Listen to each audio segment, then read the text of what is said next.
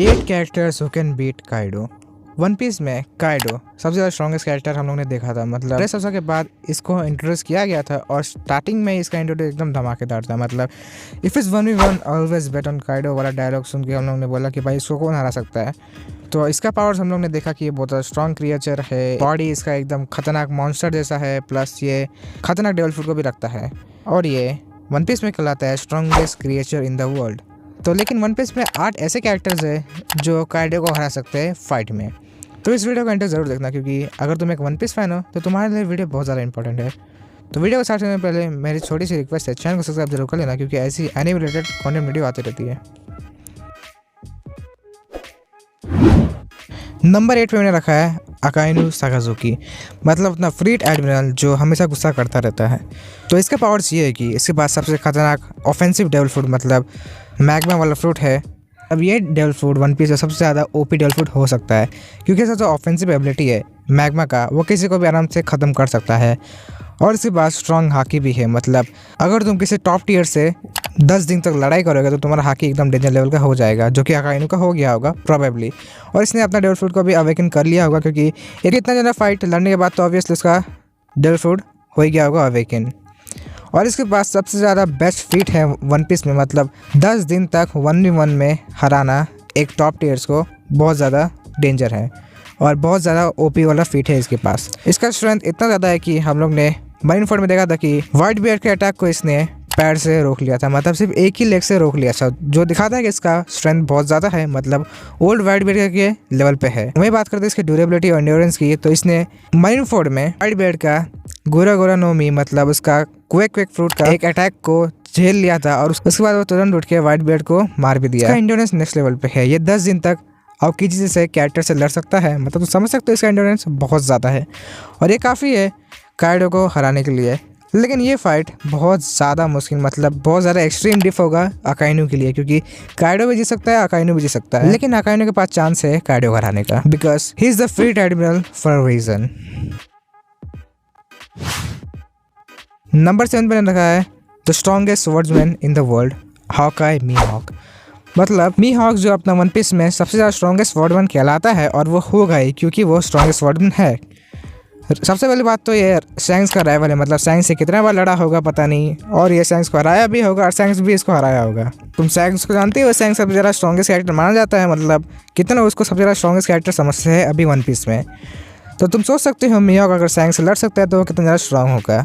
इसके पास खतरनाक observation hockey है, क्योंकि ये अपने कैसल में ही पूरे रेवरी में क्या चल रहा था उसको पता कर लेता है, मतलब ये अपना ऑब्जर्वेशन हाकी को बहुत खतरनाक लेवल पे यूज़ करता है।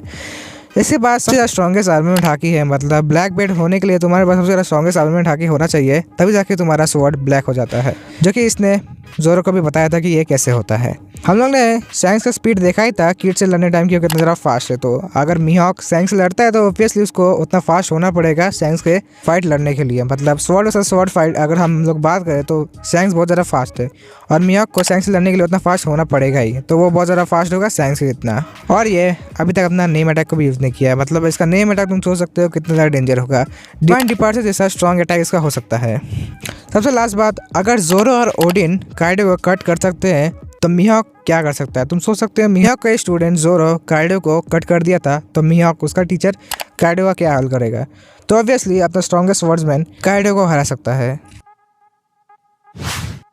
Number 6 Shanks, Akagami no Shanks currently strongest conqueror's haki user है, मतलब इसके पास सबसे ज़्यादा स्ट्रॉन्ग कांकरेज हाकी है। हम लोग ने बहुत बार देखा है इसका कांकरेज हाकी, मतलब ये ग्रीन बुल जैसे एडमिरल प्लस हम लोग ने देखा होगा वन पीस फिल्म रेड में इसका कांकरेज हाकी कितना ज़्यादा डेंजर है कि एडमिरल तक को ये प्रॉब्लम दे सकता है।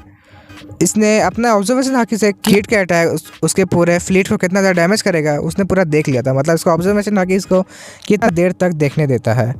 इसने अपने एक अटैक, मतलब काइडो भी किड से लड़ा था लेकिन काइडो ने किड को वन शॉट नहीं मारा था, लेकिन सैंक्स इतना ज़्यादा स्ट्रॉन्ग ऑफेंसिव एबिलिटी रखता है कि वो किड को एक ही शॉट में ख़त्म कर दिया, मतलब पूरे किड पायरेट्स ही खत्म हो गए। शैंक्स के पास आईक्यू भी बहुत ज़्यादा है, मतलब वन पीस में one of the smartest character कहलाता है, जो कि काइडो के लिए बहुत ज़्यादा प्रॉब्लम है, क्योंकि काइडो के पास आईक्यू नहीं है, बहुत कम आईक्यू वाला कैरेक्टर है Kaido. Rival of the strongest swordsman, Shanks सबसे ज़्यादा स्ट्रॉन्गेस्ट स्वर्डमैन का राइवल है, मतलब वो उससे कितना बार जीता भी होगा और मीहॉक भी बहुत ज़्यादा जीता होगा, तो मीहॉक और शैंक्स दोनों ही काइडो को हरा सकते हैं। सबसे मेन बात यह है कि काइडो माइनफोर्ड में आ रहा था तो शैंक्स ने उसको रोक दिया था। मतलब ये फाइट हुआ कि बातचीत हुआ मुझे तो नहीं पता, लेकिन शैंक्स ने काइडो को रोक दिया था। और काइडो जो है एक ऐसा कैरेक्टर है जो सिर्फ स्ट्रॉन्ग कैरेक्टर को ही रिस्पेक्ट करने वाला है, तो शैंक्स ऑब्वियसली स्ट्रॉन्ग होगा ही, इसलिए वो शैंक्स को रिस्पेक्ट करता है। तो शैंक्स भी काइडो को हरा सकता है। नंबर 5 पे रखा है सबसे ज़्यादा mysterious character monkey D dragon. इसका पावर्स कुछ पता नहीं कैसा है, पर ये सबसे ज़्यादा स्ट्रॉन्गेस्ट कैरेक्टर हो सकता है क्योंकि ये गार्प का सन है। तो गार्प अपने ओल्ड एज में इतना ज़्यादा पावरफुल अटैक्स यूज़ कर रहा है, तो तुम सोच सकते हो कितना ज़्यादा खतरनाक होगा अपने प्राइम में। और ये लूफी का फादर है, मतलब लूफी भी कितना स्ट्रॉन्ग कैरेक्टर बन गया है, तो ये लूफी का फादर है, तो ऑब्वियसली ये बहुत ज़्यादा स्ट्रॉन्ग होगा। शायद इसके पास सबसे ज़्यादा स्ट्रॉन्गेस्ट हाकी भी हो सकता है क्योंकि गार्प और लूफी के पास बहुत ज़्यादा स्ट्रॉन्ग हाकी है, तो ऑब्वियसली इसके पास भी होगा ही। और एक पूरे आर्मी का लीडर है, मतलब एक पूरे आर्मी को लीड करने के लिए एक स्ट्रॉन्ग लीडर की ज़रूरत पड़ती है, जो कि अपना मंकी द ड्रैगन है। रियल ड्रैगन है अपना मंकी द ड्रैगन। नंबर 4 पे prime Rayleigh, right hand man of pirate king. मतलब रेली रॉजर का राइट हैंड मैन है, तो उससे जितना हाकी वो रखता ही होगा। अभी वाला रेली जो ओल्ड है, जो ट्रेनिंग नहीं करता है, वो किज़ारू से लड़ सकता था और वो ब्लैक बियर्ड को भी डरा दिया था। हम लोगों ने देखा था बैक स्टोरी में कि प्राइम रेली के पास एक स्वॉर्ड है जो वो मार्को से लड़ने टाइम यूज़ किया था और वो मार्को को 1 टैप में ही हरा दिया था। इसका आईक्यू भी बहुत ज़्यादा है, इसके एक्सपीरियंस भी बहुत ज़्यादा है। हम लोग बोल सकते हैं कि प्राइम रेली भी काइडो को हरा सकता है क्योंकि रेली अभी भी बहुत ज़्यादा स्ट्रॉन्ग है, तो वो अपने प्राइम में बहुत ज़्यादा स्ट्रॉन्ग होगा ही। प्राइम गार्प अभी इतना ज़्यादा ओल्ड होने के बाद, मतलब 78 उसका एज है, इतना ज़्यादा ओल्ड हो के भी कितने सारे स्ट्रॉन्ग कैरेक्टर हरा सकता है। मतलब उसने पायरेट आइलैंड में जो हाल किया वो किसी को भी वैसा हाल कर सकता है, तो तुम सोच सकते हैं प्राइम गार्प कितना ज़्यादा स्ट्रॉन्ग होगा। तो गार्प का स्ट्रेंथ बहुत ज़्यादा है, मतलब वो अपने बिना हाकी का वो अपने ताकत को ट्रेन करता था। मतलब उसने आउकीजी के बैक स्टोरी में देखा था कि गार्प कितना ज़्यादा ट्रेन करता है, वो अपने पंच से पूरे शिप को ख़त्म कर रहा था। गार्प ने रॉजर से कितनी बार फाइट करी, मतलब पायरेट किंग से लड़ने के लिए कितना ज़्यादा स्ट्रॉन्ग होना पड़ता है वो गार्प को ही पता है। और गार्प रॉजर से कितना बार लड़ा है, तो तुम जान सकते हो कितना ज़्यादा स्ट्रॉन्ग होगा। इसका हाकी कुछ ज़्यादा ही स्ट्रॉन्ग है, मतलब इसका conqueror's haki, armament haki, observation haki सब कुछ है।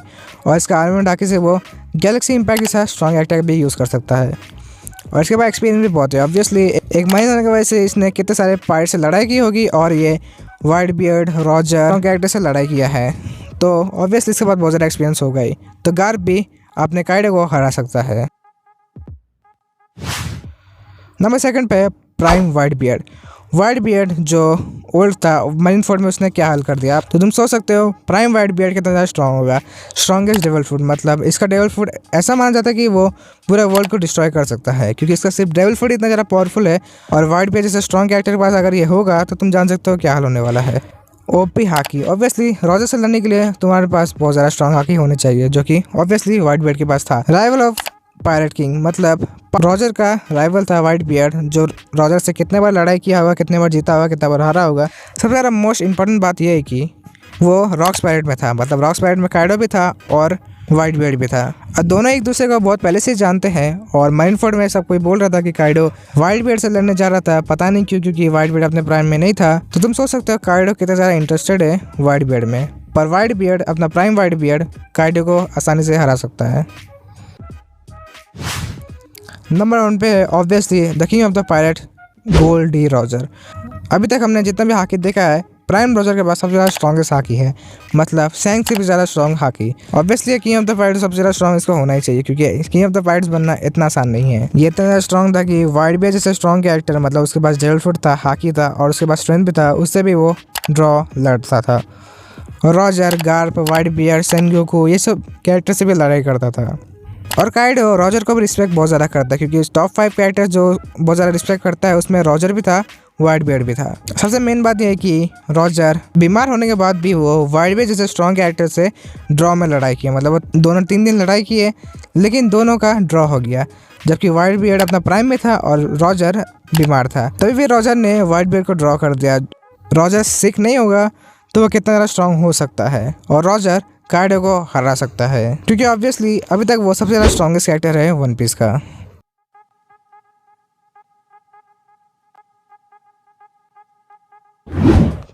वीडियो अच्छी लगी तो वीडियो को लाइक कर देना और चैनल को सब्सक्राइब जरूर कर देना, क्योंकि ऐसी एनिमे रिलेटेड कंटेंट वीडियो आती रहती है।